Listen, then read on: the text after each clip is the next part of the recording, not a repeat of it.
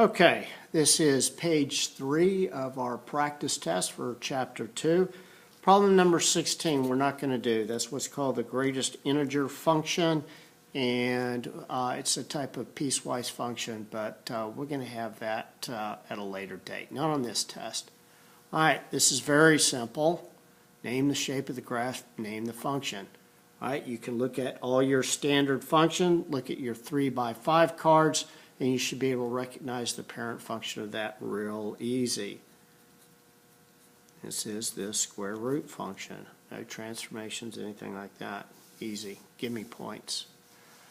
Okay, begin by graphing the standard quadratic. Okay, on the last quiz, I had a number of students that neglected to do that. Please pay attention to instructions. What am I going to do with this quadratic? Well, all I'm going to do is I'm going to draw the parent function, and this is going to have a shift to the left of 2 units. Okay, review your shifts. All right, if it's with the x, it's opposite of what you think. All right, graph the absolute value function.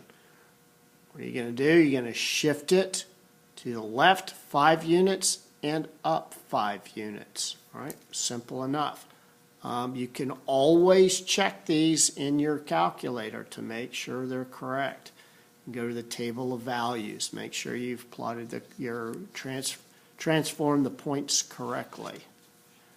Absolute value function with a vertical stretch. How do I know it's a vertical instead of horizontal? It's outside the function. If I was to write it like this, that is a horizontal stretch. Vertical stretch outside the parent, horizontal stretch inside the parent. Here I take my y values, multiply them by 2. Here I take my x values, divide them by 2. Make sure you do the stretches before you do the vertical shifts. Okay, enough said about that. Okay, we have a parent function of the square root.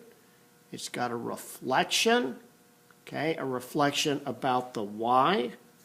If it looked like that, I'm sorry, this is a reflection about the x. This is a reflection about the y. All right, so this is going to have an x value reflection. Make sure you do the reflection first, and then a vertical shift of down 3. Okay, one more page to go in part 4.